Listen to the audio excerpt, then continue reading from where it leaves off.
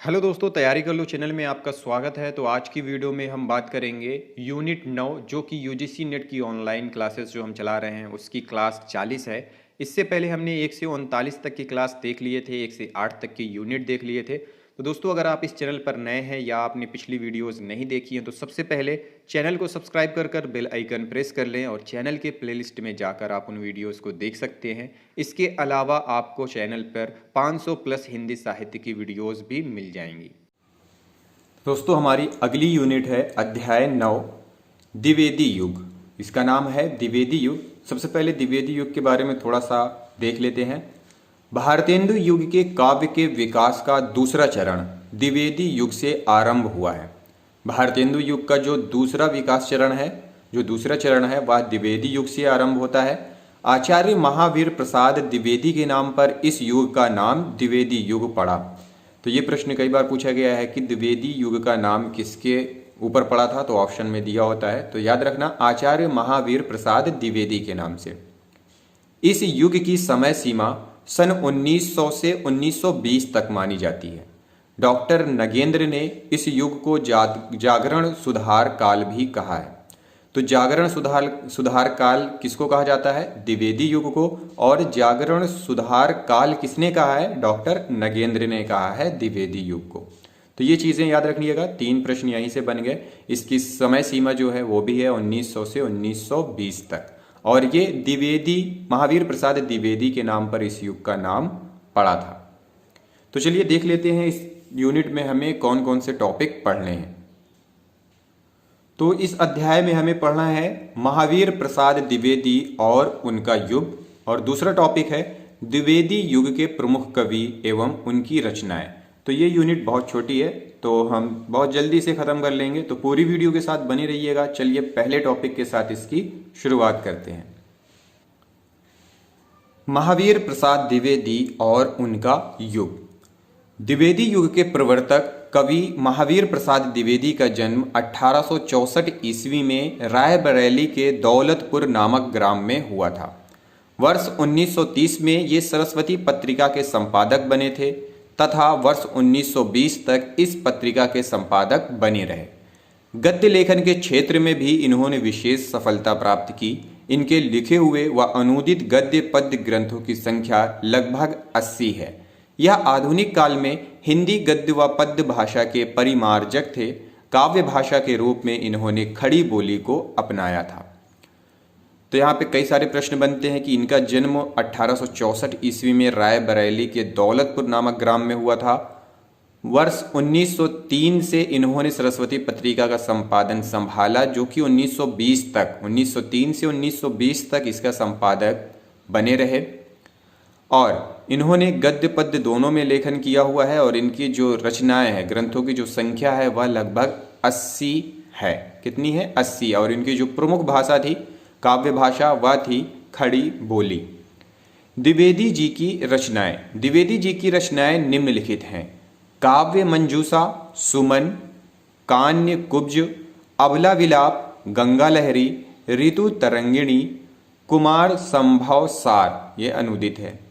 द्विवेदी युग में गद्य और पद्य दोनों प्रकार की रचनाएं रची गई। दोनों की भाषा के रूप में खड़ी बोली का विकास हुआ। महावीर प्रसाद द्विवेदी ने भाषा के प्रति समन्वयकारी दृष्टि अपनाई, जिससे खड़ी बोली समृद्ध हो गई। आचार्य द्विवेदी ने साहित्य के प्रति साहित्यकारों को नीतिक जवाबदेही को स्वीकार किया। उनकी नैतिकतावादी, उपयोगितावादी दृष्टिकोण इस युग के कवियों का स्वर बन गया।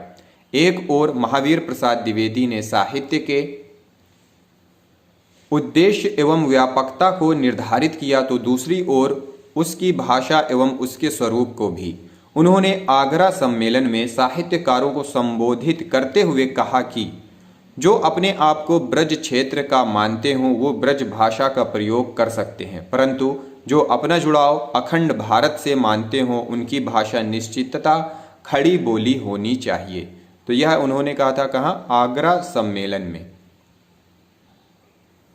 उन्होंने श्रृंगार, रीति निरूपण और काव्य के दरबारी सरोकारों को भी आड़े हाथों लेते हुए कविता के व्यापक फलक की चर्चा की और उसमें किसी भी विषय को स्थान दिया जा सकता है, इस ओर इशारा किया। काव्य विशेष के रूप में व्यापकता को चर्चित करते हुए उन्होंने कहा कि चींटी से लेकर हाथी पर्यंत जीव, रंग से लेकर राजा पर्यंत मनुष्य, बिंदु से लेकर सिंधु पर्यंत जल, अनंत आकाश, अनंत पृथ्वी, अनंत पर्वत सभी काव्य के विषय हो सकते हैं। द्विवेदी जी की मान्यता साहित्यिक सौदेश्यता को प्रभावित करते हुए मैथिली शरण गुप्त ने साहित्य को मनोरंजन ही नहीं बल्कि मानव जीवन के उद्देश्यों से जोड़ने की कोशिश की है। जैसे केवल मनोरंजन ही नहीं, कवि का कर्म होना चाहिए बल्कि उसमें उचित उपदेश का भी मर्म होना चाहिए। इस प्रकार महावीर प्रसाद द्विवेदी का हिंदी साहित्य में योगदान एक सृजक के रूप में उतना ही नहीं जितना एक विचारक, दिशा निर्देशक, चिंतक तथा नियामक के रूप में है। उनकी विचारधारा और आदर्शों को आगे बढ़ाते हुए इस युग के कवियों ने नवीन काव्य धारा का आरंभ किया तथा खड़ी बोली को प्रतिष्ठित किया। हिंदी नवजागरण और सरस्वती। हिंदी नवजागरण से तात्पर्य सन 1857 के प्रथम संग्राम के बाद भारत के हिंदी प्रदेशों में आए राजनीतिक, सामाजिक, सांस्कृतिक जागरण से है। हिंदी नवजागरण की सबसे प्रमुख विशेषता हिंदी प्रदेश की जनता में स्वतंत्र चेतना का जागृत होना है। इस नवजागरण का पहला चरण सन 1857 का विद्रोह था, दूसरा चरण भारतेंदु हरिश्चंद्र से तथा तीसरा चरण महावीर प्रसाद द्विवेदी से शुरू हुआ है। तो नवजागरण का जो पहला चरण है वह 1857 के विद्रोह से शुरू हुआ था और दूसरा चरण भारतेंदु हरिश्चंद्र से तथा तीसरा चरण महावीर प्रसाद द्विवेदी से शुरू हुआ। हिंदी नवजागरण में द्विवेदी जी की महत्वपूर्ण भूमिका रही। भारतीय स्वतंत्रता आंदोलन को गति व दिशा देने में भी उनका विशेष योगदान उल्लेखनीय रहा। सरस्वती पत्रिका हिंदी साहित्य की प्रसिद्ध तथा प्रतिनिधि पत्रिका थी। इस पत्रिका का प्रकाशन वर्ष 1900 में आरंभ हुआ। वर्ष 1903 में महावीर प्रसाद द्विवेदी इसके संपादक बने तथा वर्ष 1920 तक लगातार 17 वर्षों तक इसका संपादन करते रहे। द्विवेदी जी ने इस पत्रिका में ऐसे लेखों को प्रकाशित किया जिन्होंने नवजागरण की लहर को प्रसारित करने में महत्वपूर्ण योगदान दिया। डॉक्टर रामविलास शर्मा ने अपनी पुस्तक आचार्य महावीर प्रसाद द्विवेदी और हिंदी नवजागरण में सरस्वती पत्रिका से उद्धरण देकर इस बात को पुष्ट किया है। आचार्य द्विवेदी से प्रेरणा लेकर तथा उनके आदर्शों को आगे बढ़ाने वाले अनेक कवि सामने आए, जिनमें मैथिली शरण गुप्त, गोपाल शरण सिंह, गया प्रसाद शुक्ल, स्नेही और लोचन प्रसाद पांडे प्रमुख हैं। द्विवेदी जी से प्रेरणा प्राप्त करके मैथिली शरण गुप्त जी ने साकेत महाकाव्य की रचना की है। तो यह प्रश्न बहुत ही महत्वपूर्ण है। साकेत की जो रचना की थी मैथिली शरण गुप्त ने, वह किससे प्रेरणा लेके की थी? तो आचार्य महावीर प्रसाद द्विवेदी जी से प्रेरणा प्राप्त करके मैथिली शरण गुप्त जी ने साकेत महाकाव्य की रचना की थी। साथ ही बहुत सारे कवि जो पहले ब्रज भाषा में कविता लिख रहे थे, वे द्विवेदी जी तथा सरस्वती पत्रिका से प्रेरित होकर नए विषयों पर खड़ी बोली में कविता करने लगे। इन कवियों में अयोध्या सिंह उपाध्याय हरिऔध, श्रीधर पाठक, नाथूराम शर्मा शंकर तथा राय देवी प्रसाद पूर्ण प्रमुख हैं। इन सभी कवियों की कविताएं नवजागरण, राष्ट्रीयता, स्वादेशानुराग तथा स्वदेशी भावना से पूर्ण थी। द्विवेदी जी ने इस पत्रिका के द्वारा एक ओर तो भाषा के स्तर पर हिंदी गद्य का संस्कार, परिष्कार एवं परिमार्जन किया तथा दूसरी ओर प्रेरक बनकर साहित्यकारों के मार्गदर्शन का कार्यभार संभाला। इन्होंने साहित्यिक और राष्ट्रीय चेतना को स्वर प्रदान किया तथा इस पत्रिका के माध्यम से ज्ञानवर्धन करने के साथ साथ नए साहित्यकारों को भाषा का महत्व भी समझाया तथा गद्य पद्य के लिए राह निर्मित की। इस पत्रिका ने जनता तक नव जागरण का संदेश पहुंचाने का कार्य किया। खड़ी बोली को परिमार्जित, संस्कारित तथा व्याकरणित शुद्धता प्रदान करने में सरस्वती पत्रिका का योगदान अविस्मरणीय है। अतः सरस्वती पत्रिका ने भाषा और साहित्य दोनों ही क्षेत्रों में परिष्कार किया। इसके माध्यम से ज्ञान का प्रचार प्रसार हुआ, नए कवि तथा लेखक प्रकाश में आए। भाषा का संस्कार हुआ, समाज सुधार, देश प्रेम, चरित्र निर्माण आदि भावनाओं का विकास हुआ।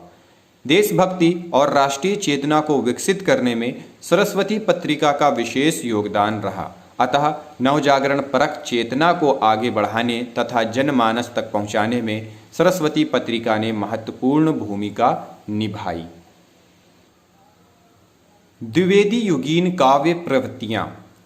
द्विवेदी युगीन काव्य प्रवृत्तियाँ निम्नलिखित हैं। देश प्रेम की भावना पहली काव्य प्रवृत्ति है। द्विवेदी युगीन कवियों ने जनमानस के बीच राष्ट्र प्रेम की लहर चलाई, स्वतंत्रता के प्रति जनमानस में चेतना का संचार किया। इस युग के रचनाकारों का राष्ट्र प्रेम भारतेंदु युग की भांति सामयिक रुदन से नहीं जुड़ा है, बल्कि समस्याओं के कारणों पर विचार करने के साथ साथ उनके लिए समाधान ढूंढने तक जुड़ा है। हम क्या थे, क्या हो गए और क्या होंगे अभी, आओ मिलकर विचारें ये समस्याएं सभी। सामाजिक समस्याओं का चित्रण। यह युग सुधारवाद युग भी कहलाता है। द्विवेदी युग क्या कहलाता है? सुधारवाद युग भी कहलाता है। इस युग के कवियों ने सामाजिक समस्याओं जैसे दहेज प्रथा, नारी उत्पीड़न, छुआछूत, बाल विवाह आदि को अपनी कविता का विषय बनाया। प्रताप नारायण मिश्र नारी के वैधव्य जीवन और बाल विधवाओं की तरुण अवस्थाओं को देखकर रो पड़ते हैं। कौन करेजा नहीं कसकत, सुनी विपत्ति बाल विधवन की। नारी की दयनीय दशा का चित्रण मैथिली शरण गुप्त जी करते हुए कहते हैं कि अबला जीवन है तुम्हारी यही कहानी, आंचल में है दूध और आंखों में पानी। नैतिकता एवं आदर्शवाद। द्विवेदी युगीन काव्य आदर्शवादी एवं नीतिपरक है। आचार्य महावीर प्रसाद द्विवेदी नैतिकता एवं आदर्श के प्रबल पक्षधर थे। रीतिकालीन श्रृंगारिकता यहाँ दिखाई नहीं पड़ती। हरिऔध कृत प्रिय प्रवास, मैथिली शरण गुप्त कृत साकेत, रंग में भंग, जयद्रथ वध व राम नरेश त्रिपाठी कृत मिलन आदर्शवादी कृतियां हैं। रीतिकाल में राधा कृष्ण श्रृंगार के आलंबन हैं, जबकि द्विवेदी युग में राधा लोक सेविका व समाज से सरोकार रखने वाली नारी सिद्ध होती है। इतिवृत्तात्मकता। इतिवृत्तात्मकता का अर्थ है वस्तु वर्णन या आख्यान की प्रधानता। आदर्शवाद तथा बौद्धिकता की प्रधानता के कारण द्विवेदी युग के कवियों ने वर्णन प्रधान इतिवृत्तात्मकता को अपनाया है। इतिवृत्तात्मकता के कारण इस युग में इतिवृत्त मतलब कथा पर अधिक बल दिया जाने लगा और प्रबंधात्मक रचनाएं अधिक लिखी जाने लगीं। मैथिली शरण गुप्त की रचनाएं हैं साकेत, जयद्रथ वध, पंचवटी, यशोधरा, द्वापर आदि प्रबंध काव्य हैं। इसी प्रकार अयोध्या सिंह उपाध्याय हरिऔध की रचनाओं प्रिय प्रवास तथा वैदेही वनवास में इतिवृत्तात्मकता की प्रधानता है। सभी काव्य रूपों का प्रयोग। द्विवेदी युग में लगभग सभी काव्य रूपों का प्रयोग हुआ। प्रबंध, मुक्तक, प्रगति, प्रभृति सभी काव्य रूपों में रचनाएं हुई। हिंदी के अनेक श्रेष्ठ खंड काव्य इसी युग में लिखे गए। द्विवेदी युग में सभी कवि मुक्तक रचना की ओर प्रवृत्त हुए। छोटे छोटे विषयों को लेकर स्वतंत्र पद्यों की रचना हुई। जयशंकर प्रसाद हरिऔध ने समस्या पूर्तियों के रूप में भी अनेक सुंदर मुक्तक लिखे हैं। रत्नाकर ने उद्धव शतक की रचना की। छायावाद में जो प्रगीतों का प्रणयन हुआ उसकी शुरुआत इसी युग से हुई। भाषा परिवर्तन। इस युग में काव्य की मुख्य भाषा खड़ी बोली रही। इस युग के कवियों ने खड़ी बोली में काव्योपयुक्तता के संदेह को दूर कर दिया। जयद्रथ वध की प्रसिद्धि ब्रज भाषा के मोह का वध कर दिया। भारत भारती की लोकप्रियता खड़ी बोली की विजय भारती सिद्ध हुई। आचार्य महावीर प्रसाद द्विवेदी के अनुसार इस युग की भाषा सुबोध, शुद्ध व रसानुरूप है। छंद विविधता। इस युग में वर्ण विषय के समान छंदों में भी विविधता स्पष्ट दिखाई देती है। इस युग के कवि दोहा, कविता या सवैया तक ही सीमित नहीं रहे, बल्कि रोला, छप्पे, कुंडलियां, सार, गीतिका, हरि गीतिका, लावनी, वीर आदि छंद भी प्रयुक्त हुए। मैथिली शरण गुप्त, अयोध्या सिंह उपाध्याय हरिऔध तथा जयशंकर प्रसाद ने छंदों के प्रयोग में अपना अद्भुत कौशल परिचय दिया। आचार्य महावीर प्रसाद द्विवेदी ने छंदों के विशेषीकरण का परामर्श दिया था। निष्कर्षतः इस युग के कवियों ने हिंदी काव्य को श्रृंगारिकता से राष्ट्रीयता, रूढ़िवादिता से स्वच्छंदता और जड़ता से प्रगति की ओर ले जाने में अपना महत्वपूर्ण योगदान दिया। द्विवेदी युगीन चेतना राष्ट्रीय प्रेम, सामाजिक चेतना, भक्ति, प्रकृति और भाषा सभी स्तरों पर प्रखर दिखाई पड़ती है। यहाँ राष्ट्रभक्ति राजभक्ति के आवरण में लिपटी नहीं है, ना ही इस युग के रचनाकारों ने काव्य विषय के रूप में विदेशी सत्ता को कहीं वरीयता दी। नवजागरण परक चेतना से आविर्भूत राष्ट्रीय प्रेम भारत के गौरवपूर्ण अतीत से जुड़ा है, जो वर्तमान की पराधीनता को छिन्न भिन्न करने के लिए अतीत को भारतीय संस्कृति के जीवंत मूल्यों से प्रेरणा लेने की कोशिश में जुटा हुआ है। अगला टॉपिक है हमारा द्विवेदी युग के प्रमुख कवि एवं उनकी रचनाएं। तो सबसे पहले कवि है हमारे पास अयोध्या सिंह उपाध्याय हरिऔध 1865 से 1947 ईस्वी। 1865 से 1947 ईस्वी इनका समय। हरिऔध जी द्विवेदी युग के प्रख्यात कवि होने के साथ साथ उपन्यासकार, आलोचक व इतिहासकार भी थे। पंडित श्रीधर पाठक के बाद हरिऔध जी हैं। उन्होंने खड़ी बोली में सरस व मधुर रचनाएं की हैं। इनका जन्म निजामाबाद जिला आजमगढ़ में सन 1865 में हुआ था। हरिऔध जी ने ब्रज भाषा और खड़ी बोली दोनों में ही रचनाएं की हैं। इनके काव्य में एक ओर सरल और प्रांजल हिंदी का निरलंकार सौंदर्य है, तो दूसरी ओर संस्कृत की अलंकारिक समस्त पदावलियों की छटा विराजमान है। कहीं कहीं हरिऔध जी ने वर्णात्मक शैली का प्रयोग किया है, जो कहीं चित्रात्मक शैली का। इन्होंने द्विवेदी युगीन कर्कशता वाली भाषा का सरसता में संचार किया है। हिंदी में उन्हें कवि सम्राट के रूप में याद किया जाता है। 2 बार हरिऔध जी ने हिंदी साहित्य सम्मेलन के सभापति बनकर सम्मान प्राप्त किए हैं। हरिऔध जी के नाटक प्रद्युम्न विजय 1893 ईस्वी, रुक्मिणी परिणय 1894 ईस्वी।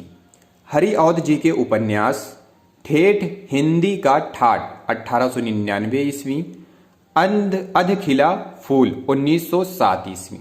हरिऔध जी की काव्य कृतियां प्रिय प्रवास 1914, चुभते चौपदे 1932, पद्य प्रसून 1925 ईस्वी, चुभते चौपदे 1932 ईस्वी, चौखे चौपदे 1932 ईस्वी, वैदेही वनवास 1940 ईस्वी, प्रेम प्रपंच, प्रेम पुष्पोपहार, उद्बोधन, रस कलश, बोलचाल, हरिऔध सतसई, मर्म स्पर्श, ग्राम गीत, पुष्प विनोद और श्री कृष्ण शतक। तो ये थे हरिऔध जी के बारे में, जो कि द्विवेदी युग के प्रमुख कवियों में आते हैं। इनके हमने नाटक देखे, उपन्यास देखा और काव्य कृतियां देखी। अगले कवि की तरफ चलते हैं। अगले कवि में जाने से पहले थोड़ा सा प्रिय प्रवास के जो सर्ग हैं उनके बारे में देख लेते हैं। तो प्रिय प्रवास महाकाव्य के कुल 17 सर्ग है या 17 सर्गों में विभक्त है। उन सर्गों का वर्णन निम्न प्रकार है। प्रथम सर्ग है, इसमें संध्या वर्णन है। द्वितीय सर्ग में इसमें गोकुल वासियों का कृष्ण से विरह होने पर उनका व्यथित होना है। तीसरे सर्ग में इसमें नंद की व्याकुलता एवं यशोदा को कृष्ण की कुशलता के लिए की गई मनौतियां हैं। चौथे सर्ग में इसमें राधा के सौंदर्य का चित्रण है। पांचवें सर्ग में इस सर्ग में गोकुल के विरह का वर्णन है। साथ ही राधा एवं माता यशोदा की व्यथा की मार्मिक अभिव्यक्ति का वर्णन है।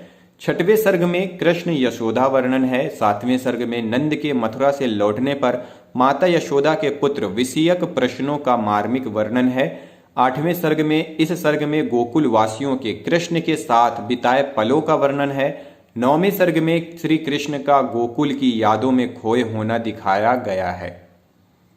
10वें सर्ग में उद्धव प्रसंग है। 11वें सर्ग में भी उद्धव प्रसंग है। 12वें सर्ग में श्री कृष्ण का जननायक के रूप में वर्णन है। 14वें सर्ग में गोपी उद्धव संवाद है। 15वें सर्ग में कृष्ण विरह में गोपियों की व्यथा का वर्णन है। 16वें सर्ग में राधा उद्धव संवाद है। 17वां सर्ग में विश्व प्रेम व्यक्तिगत प्रेम से ऊपर है, हरिऔध जी द्वारा वर्णन है। तो दोस्तों ये सर्ग हम इसलिए पढ़ रहे हैं क्योंकि परीक्षाओं में कई बार पूछा गया है कि प्रिय प्रवास के 7वें सर्ग में क्या है, प्रिय प्रवास के 12वें सर्ग में क्या है, प्रिय प्रवास के 14वें सर्ग में क्या है। तो ये प्रश्न पूछ लेता है, तो इन पर भी आप थोड़ा सा नोट्स बना लीजिएगा, बहुत ही महत्वपूर्ण है ये परीक्षा की दृष्टि से। दोस्तों अगर यह वीडियो पसंद आई हो तो लाइक करें, शेयर करें, चैनल को सब्सक्राइब करें। कोई सुझाव हो तो हमें आप अपना सुझाव कमेंट बॉक्स में जाकर कमेंट कर सकते हैं। अगली वीडियो में फिर से मिलते हैं किसी दूसरे टॉपिक के साथ। इस वीडियो को देखने के लिए आप सभी लोगों का बहुत बहुत धन्यवाद।